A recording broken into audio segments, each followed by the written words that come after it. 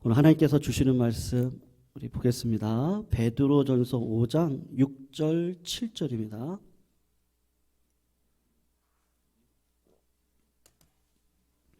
베드로전서 5장 6절 7절. 우리 신약 382쪽에 있습니다. 베드로전서 5장 6절 7절 신약 382쪽에 있습니다.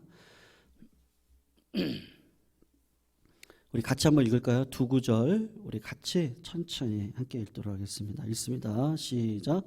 그러므로 하나님의 능하신 손 아래에서 겸손하라. 때가 되면 너희를 높이시리라.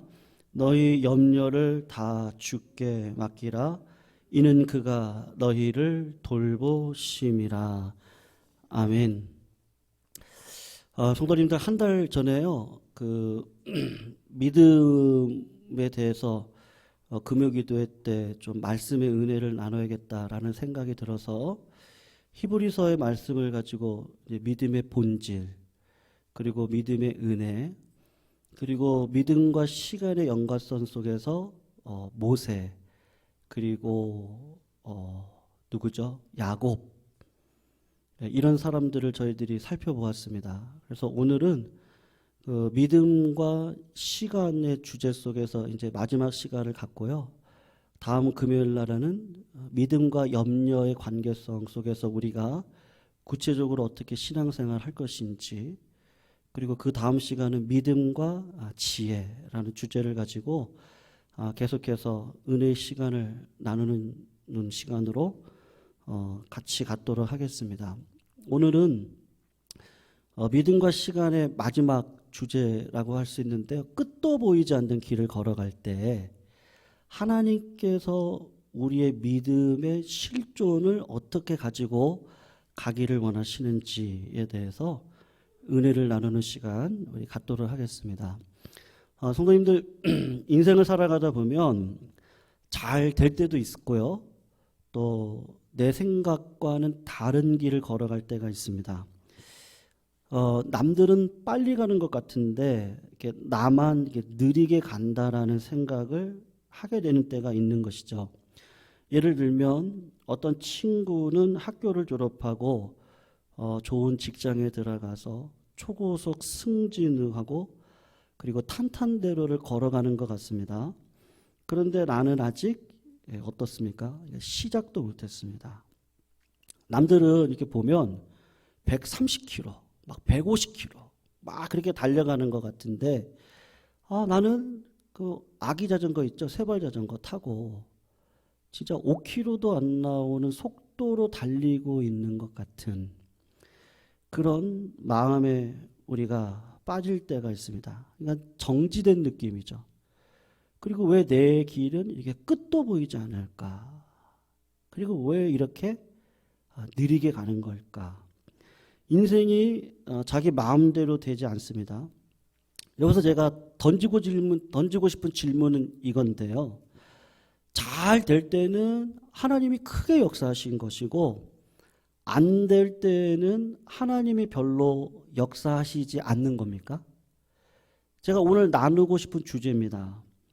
빨리 가는 것은 하나님의 도우심 때문에 가는 것이고, 늦게 가는 건요, 내 힘으로 가려고 했기 때문에 늦게 가는 겁니까? 오늘 성경 말씀에서는 그것이 아니다. 그 이야기를 성도님들에게 하나님은 주고 싶습니다. 다윗이 그렇습니다. 우리가 알다시피 다윗은 이스라엘의 둘째 왕이었는데 그가 왕이 되는 과정을 이렇게 살펴보면 빠르게 가는 것도 아니었고 잘 되게 해서 신속하게 가는 것도 아니었습니다.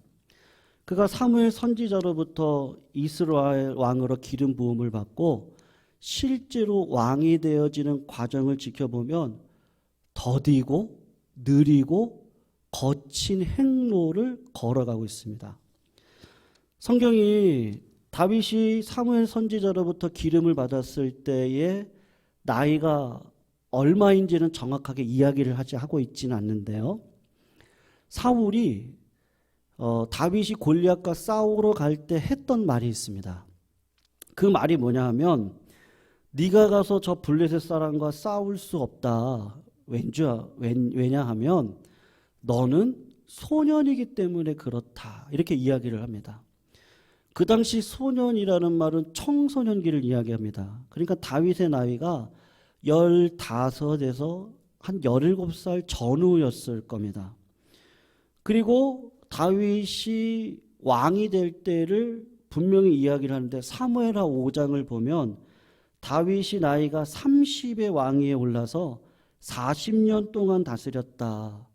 그리고 헤브론에서 7년 6개월을 다스리고 예루살렘에서 33년 동안 온 이스라엘과 유다를 다스렸다고 하거든요. 그러니까 하나님부터 기름을 부음받은 건 길게 잡아서 17살에 받았어요. 그리고 왕이 된 건 30에 왕이 되어졌습니다. 30의 반쪽짜리 왕으로 유다 땅 헤브론만 다스리는 왕이었습니다. 7년 6개월 동안 사울 집안과 다윗 집안이 전쟁을 벌입니다. 그리고 마지막 사울의 아들 이스보셋이 죽고 난 다음에 드디어 다윗이 왕이 되어져서 온 이스라엘을 예루살렘에서 다스리게 되는데 그때 나이가 37이 넘을 때입니다. 그렇다면 다윗이 처음에 사무엘 선지자로부터 이스라엘 너는 왕이 될 거야 기름 부을 때가 17이라고 하면요. 그때로부터 유다 지파의 왕이 될 때까지는 한 15년이 걸린 거고요. 그리고 온 나라 이스라엘과 유다를 다스릴 때까지는 몇 년이 걸렸어요? 20년이 넘었어요. 반대로 사울왕을 한번 생각해 보세요. 사울왕은 다윗왕에 비하면 진짜 엄청 빨랐습니다. 다윗은 더뎠습니다. 사울은 아버지 잃어버린 나귀를 찾다가 사무엘 선지자를 만나고 왕으로 기름 부음을 받고 사무엘은 모든 지파를 미스바에 모아다 놓고 제비뽑기를 통해서 사울을 왕으로 뽑아요. 그리고 난 다음에 사울이 길르앗 야베스를 위협하는 암몬 족속과 싸움을 통해서 큰 승리를 얻게 됩니다. 그리고 길갈로 올라가 가지고 온 이스라엘 백성들이 사울을 왕으로 삼습니다. 왕이 되는 시간이 그렇게 길지가 않고 빠른 시간에 왕이 되어지는데 아이러니하게도 하나님께 버림을 받는 것도 빠르게 진행이 되어집니다. 블레셋과의 전투를 앞두고 사무엘 선지자가 와서 예배를 드리고 전쟁을 시작해야 되는데 사무엘 선지자가 약속한 시간에 오지 않는 것 같으니까 사울이 왕인데요. 제사장만이 할 수 있는 제사를 스스로 드려버립니다. 그것 때문에 사울은 하나님께서 버리셨다라고 하는 경고의 말씀을 듣게 됩니다. 그럼에도 불구하고 하나님은 사울을 사랑하셔서 한 번 더 기회를 주는데 아말렉 족속을 다 쳐라, 다 죽여라, 진멸시켜라, 하나도 남기지 말아라. 그렇게 이야기했음에도 불구하고 아말렉 왕 좋은 짐승들을 남겨두는 불순종을 행하게 됩니다. 그리고 두 번째 하나님 앞에 경고를 듣는데 하나님께서 왕을 버렸습니다. 그리고 사울의 인생은 어떻게 되죠? 나머지 인생은요, 다윗을 추격하는 일로 소진을 하다가 블레셋과의 전투에서 스스로 자살을 하는 그 슬픈 왕의 이야기를 담고 있는데 그게 누구죠? 사울 왕입니다. 사울 왕과 비교하면 다윗에게 왕이 되는 길은요, 끝도 없는 길을 걸어가는 것 같았습니다. 골리앗을 죽이고 다윗은 여전히 사울 옆에서 사울이 악령이 내릴 때마다 옆에서 수금을 치고 그리고 군대 장관이 되지만 사울 왕에게 10년 이상을 쫓겨다니는 그런 힘들고 어려운 인생길을 걸어가는 것이죠. 성도님들, 우리 인생이 사울과 같은 인생이 있을 수 있고 다윗과 같은 인생이 있을 수 있습니다. 근데 인생은요, 끝까지 봐야 됩니다. 사실 인생이라고 하는 시간 안에 모든 것이 다 이렇게 드러나지 않을 수도 있습니다. 하나님께서 왜 우리 인생 가운데 안 그렇게 했으면 좋겠는데요. 끝도 보이지 않는 시간을 우리들에게 주셔서 왜 그 길을 걸어가게 하는지 모르겠어요. 누구든지 있습니다. 탄탄대로로 절대로 그렇게 끌어가시지 않습니다. 왜 험하고 고된 길을 하나님은 우리를 걸어가게 하실까? 그 시간의 의미는 무엇일까? 결국은 그 시간을 어떻게 보내야 되는가? 사실은 거기에 열쇠가 있습니다. 사실 하나님은요, 우리들에게 끝도 보이지 않는 길을 보여주시면서 사실은 무엇을 훈련시키시죠? 제가 보니까요, 마음을 훈련시키세요. 마음을요. 무릇 지킬 만한 것보다 무엇을 지키라 그러죠? 네 마음을 지켜라. 마음에서 뭐가 난다 그러죠? 생명이 난다. 여러분, 거친 길을 가다 보면 마음이 거칠어지기가 쉽습니다. 인생을 오래 사시면서 수많은 사람들을 보다 만나고 경험을 하다 보면 어떤 것을 깨닫느냐 하면 사람도 못 믿겠다라는 마음이 들 때도 있습니다. 그리고 거칠어진 환경 속에서 부드러운 마음을 소유하고 간다는 것이 그렇게 만만하지가 않습니다. 다윗이 인생 거친 길을 걸어가면서 잘못을 행하지도 않았는데 2번씩이나 창을 던져서 죽이려고 했던 사울왕이 있었어요. 어떻게 해서든지 자기를 죽이려고 하는 사울왕을 향해서 다윗이 거친 마음을 표현하지 않습니다. 칼날을 들어서 그를 죽이려고 하지 않고 2번 죽일 수 있는 기회를 자기 손에 피를 묻히는 대신에 다윗은 어떻게 행하죠?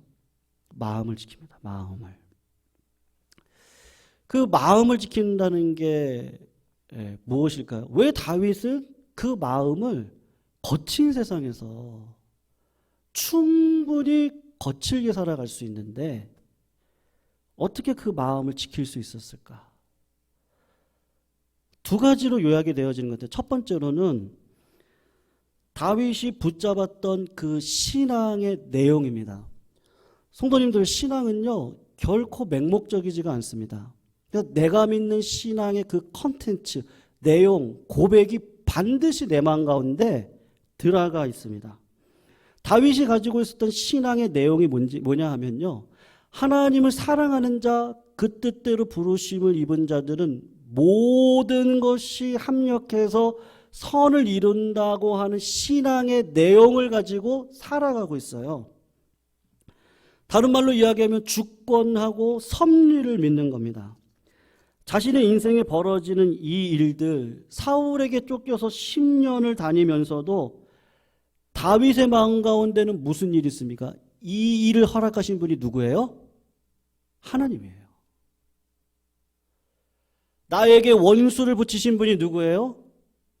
사단이 아니에요. 하나님이세요. 오직 살아계신 하나님의 손에 기쁘신 가운데 사울을 내 옆에 붙이셨고, 그 붙여주신 하나님을 향한 그 믿음, 하나님의 섭리, 하나님의 뜻이에요. 하나님께서 이렇게 붙여주신 이유가 있어요. 성도님들, 우리가 믿는다고 하는데요, 믿음의 내용을 가지지 못할 때가 사실은 얼마나 많습니까? 하나님께서 내 건강, 번영, 그걸 주시는 하나님이라다. 요것만 믿으면요. 딱 요것만 믿으면 나에게 고난이 찾아올 때는 어떻게 반응을 해야죠? 왜 하나님께서 10년을 끓여서 나를 망하게 하십니까? 그럴 거예요. 근데 부함도 하나님의 뜻입니다. 풍부에 처할 줄도 알고 빈곤에 처하는 것도 내게 능력 주시는 자 안에서 하나님의 뜻입니다. 신앙의 컨텐츠가 뭐였느냐? 어떠한 상황이든지 하나님의 뜻이에요. 내 삶에 기근을 주신 분도 하나님의 뜻입니다. 내 삶에 어려움을 주신 분도 하나님의 뜻입니다. 고난도 하나님의 뜻 가운데 있고 부요도 하나님의 뜻 가운데 있습니다. 그 하나님을 향한 섭리를 갖고 신앙의 내용을 굳건하게 잡고 하루하루를 걸어가는 그 다윗의 실제적인 삶에서 그 마음이 어때요? 거칠지가 않은 거예요. 분별하고, 여러분, 온유한 자가 땅을 차지한다고 하잖아요. 다윗이 무섭고 지리한 시간을 자신의 힘으로 끝낼 수 있는 기회가 2번이나 있었습니다.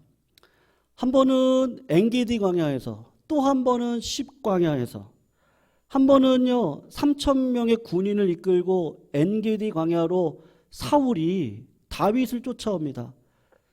다윗은 죽을 위기에 처해서 굴 속으로 부하들하고 숨어 들어갔어요. 근데 하나님이 기회를 주셨네요. 갑자기 사울이 화장실이 가고 싶어서, 왕이니까 혼자 배변을 해야 되는 일을 처리를 해야 되니까 다윗이 있는 굴 속으로 들어갔습니다. 기회가 왔습니다. 부하들이 말을 합니다. 보소서, 여호와께서 당신에게 이르시기를 내가 원수를 내 손에 넘기리니 내 생각에 좋은 대로 그에게 행하라 하시더니 이제 그날이 왔습니다. 하나님이 주신 기회입니다. 다윗이 가만히 있다가 사울의 옷자락만 살짝 베었습니다. 그렇게 한 뒤 다윗의 반응이 있습니다. 그리한 후에 사울이 옷자락을 뱀으로 말미암아 다윗의 마음이 찔려 자기 사람들에게 이르되 내가 손을 들어 여호와의 기름 부음을 받은 내 주를 치는 것은 여호와께서 금하시는 것이니 그는 여호와의 기름 부음을 받은 자가 됨이니라고 다윗이 이 말로 자기 사람들을 금하여 사울을 해치지 못하게 하니라. 여러분, 한 번 기회가 왔는데 사울을 죽이지를 않습니다. 2번 다시 찾아올 것 같은 기회가 또 한 번 옵니다.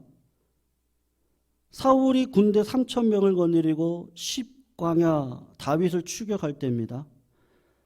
밤에 느슨한 경계 속에서 잠든 사울 진영으로 다윗과 부하였던 아비새가 사울 곁까지 갑니다. 그리고는 아비새가 이렇게 얘기를 하는 거예요. 제가 당신의 신앙을 제가 압니다. 당신의 손에 피를 묻히는 거 원치 않는다는 거 압니다. 그런데 하나님이 지금 기회를 주셨습니다. 당신의 손에 피를 묻힐 필요도 없습니다. 제가 하겠습니다. 제가. 당신은 그냥 가만히 계세요. 제가 하나님이 기회 주셨으니까 이 사울랑 제가 2번 찔릴 것도 없습니다. 한 번에 찔러가지고 이 사울을 죽이겠습니다. 어떻게 보면 큰 시험이죠. 내가 안 하는 거잖아요. 그냥 부하가 대신해 주니까 얼마나 좋아요. 근데 다윗이 뭐라고 이야기하죠? 죽이지 말라. 누구든지 손을 들어 여호와의 기름 부음 받은 자를 치면 죄가 없겠느냐. 여호와께서 사울을 반드시 치리니 혹은 죽을 날에 이르거나 혹은 전장에 나가서 망할 거다. 여러분, 다윗의 마음 가운데 무엇이 있습니까? 시간을 끝내는 분은 누가 하신다는 거예요? 하나님이 하신다는 겁니다. 끝도 없는 길을 걸어갈 때 내 마음 가운데 조급함이 찾아오게 됩니다. 그리고 조급함은 이성을 잃게 만들고 어떻게 해서든지 내가 이 시간을 끝낼 방법을, 내 계획을 찾아서 결국은 그걸 이뤄가려고 합니다. 그리고 조급함이 오면 이 시간을 끝내고 싶은 유혹에 쉽게 넘어갑니다. 그러나 시간의 처음도 하나님이시고 마지막도 하나님이십니다. 다윗은 분명한 신앙의 컨텐츠가 있었는데 모든 것이 하나님의 섭리 가운데 있습니다. 하나님이 시작하셨으면, 하나님이 사울을 붙이셨으면 사울을 뛰게 하시는 것도 누가 하시는 거예요? 하나님이 하시는 겁니다. 그 신앙의 내용을 가지고 실제로 삶을 살아가는 자에게 고난이 있죠. 근데 생명을 낳는 고난입니다. 신앙에는요, 이런 힘이 있습니다. 우리를 괴롭히고, 우리 인생을 좌절시키고, 내 인생길이 끝없이 내 생각과는 다른 길을 걸어가고 있을 그때에 증오, 분노, 복수, 원망, 불평, 두려움, 그런 마음이 아니라 그런 마음에서 벗어나 내 마음을 하나님께서 주시는 그 평안의 마음으로 끌어갈 수 있도록 하나님이 내 마음을 지켜주시는 것이죠. 여러분, 지난 금요일날 이어서 동일한 주제인데요. 여러분, 우리의 싸움은 혈과 육과 정사와 권세와의 싸움이 아니죠. 싸움의 본질은 내가 저 원수를 이기는 데 있지 않습니다. 싸움의 본질은요, 내가 이 상황을 벗어나는 데 있지 않습니다. 만약에 내 싸움의 본질이 이 상황을 벗어나는 거라고 한다면 기회가 왔을 때 다윗은 그의 손으로 사울을 죽이고 스스로 이런 상황과 시간을 종결했을 겁니다. 만일 다윗이 생각할 때 내가 기름 부음을 받았으니 내가 당연히 왕이 돼야지, 사울을 죽이더라도 이것이 하나님의 뜻을 성취하는 길이다, 그렇게 생각하고 그의 부하들처럼 생각을 했다면 그는 사울을 죽이고 더 이른 시간에 고생은 좀 덜하고 왕이 빨리 될 수 있었겠죠. 근데 여러분 생각해 보세요. 하나님 입장에서 다윗이 왕이 빨리 되는 게 목적이겠습니까? 하나님은 전능하신 분이니까요, 언제든지 다윗을 빨리 왕을 시킬 수도 있어요. 근데 왜 10년, 15년의 시간을 지나가게 하시죠? 시간을 통해서 당신의 사람으로 만들어가고 싶은 하나님 아버지의 그 자식 사랑이 있기 때문에 그렇습니다. 인생의 본질이 고생 덜하는 거, 고생 덜하고 빨리 성공하는 거, 그런 거라고 한다면 하나님이 모든 자녀들에게 어떻게 하셔야 됩니까? 최고의 부도 주셔야 되고요, 안락함도 주셔야 되고, 건강도 주셔야 되고, 모든 좋은 환경을 다 주셔야 됩니다.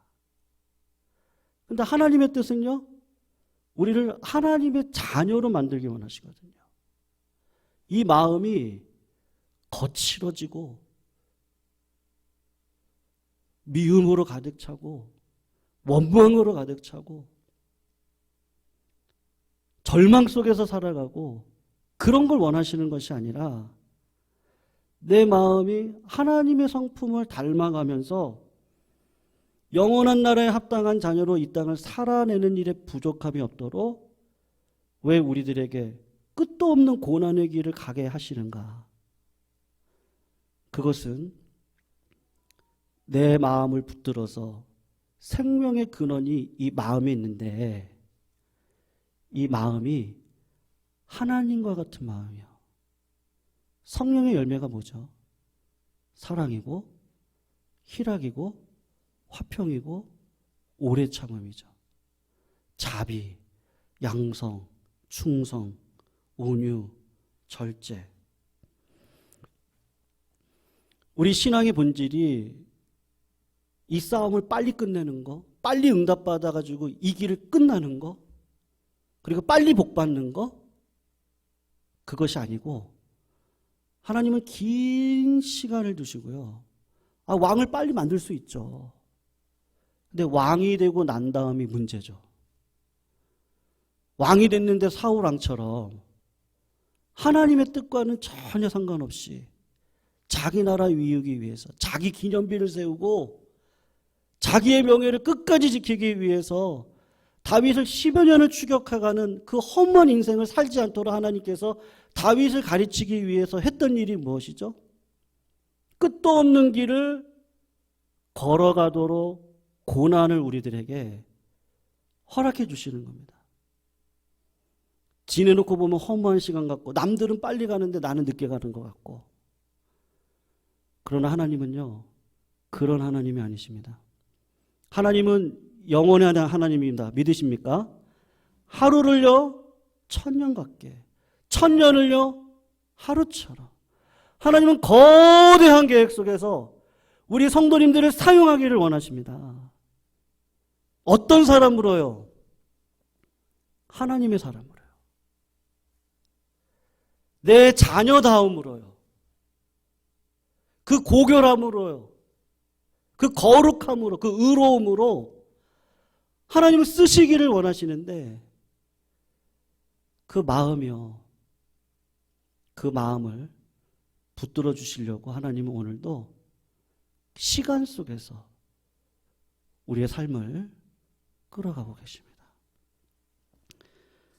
어떤 분들에게는 긴 시간이 지금일지도 모르겠습니다. 어떤 분에게는요, 긴 시간이 과거의 사건으로 기억될 수도 있을 겁니다.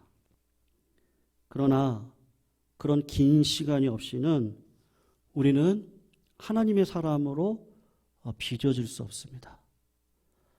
사울이 빨리 간다고 그 사람 바라보면서 원망과 불평을 하는 것이 아니라 나를 향한 계획이 있다는 것을 분명히 기억하시고 오늘도 하나님 앞에 서는 이 기도와 말씀의 자리를 놓치지 않고 걸어가시면 하나님께서 반드시 오늘 베드로 전서 5장 6절 7절 그런 결론 속에서 한번 이 구절을 한번 읽어볼까요?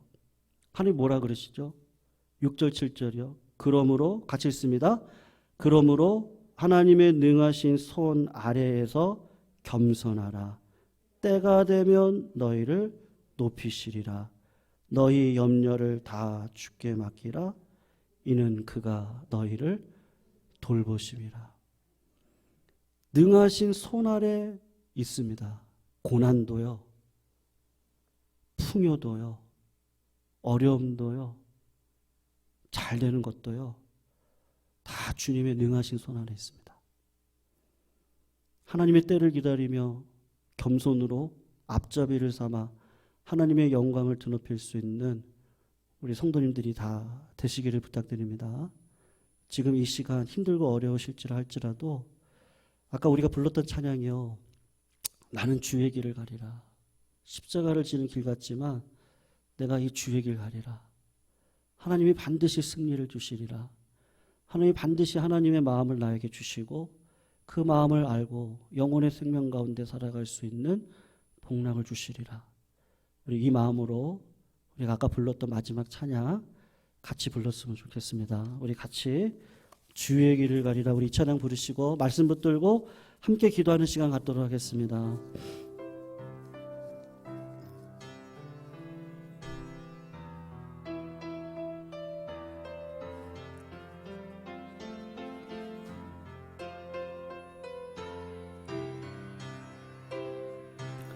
비바람이 앞길을 막아도 나는 가리 주의 길을 가리. 비바람이 앞길을 막아도 나는 가리 주의 길을 가리. 눈보라가 앞길을 가려도 눈보라가 앞길을 가려도 나는 가리 주의 길을 가리. 이 길은 영광의 길, 이 길은 영광의 길, 이 길 승리. 나를 구원하신 주님이, 나를 구원하신 주님이 십자가 지고 가신 길 나는 가리라. 주의 길을 가리라. 주님 발자취 따라 나는 가리라. 나는 가리라. 주의 길을 가리라. 주님 발자취 따라 나는 가리라. 험한 파도 앞길을 막아도, 험한 파도 앞길을 막아도 나는 가리, 주의 길을 가리. 모진 바람 앞길을 가려도 나는 가리, 주의 길을 가리. 이 길은 고난의 길, 이 길은 고난의, 이 길은 생명의 길, 이 길은 생명의 길. 나를 구원하신 주님이 십자가 지고 가신 길, 나는 가리라, 나는 가리라. 주의 길을 가리라. 주님 발자취 따라 나는 가리라, 나는 가리라. 주의 길을 가리라. 주님 발자취 따라 나는 가리라, 나는 가리라. 주의 길을 가리라, 나는 가리라. 주의 길을 가리라. 주님 발자취 따라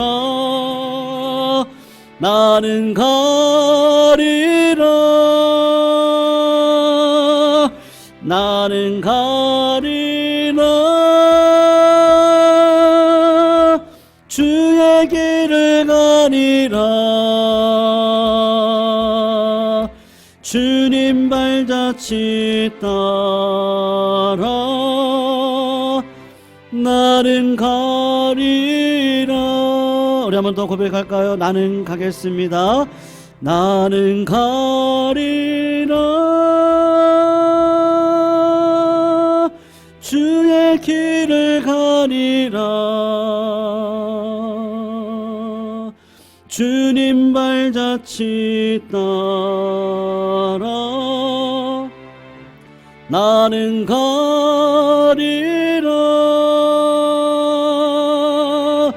나는 가리라. 주의 길을 가리라.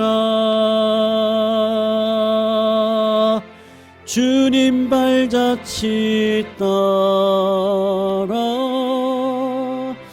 나는 가리라.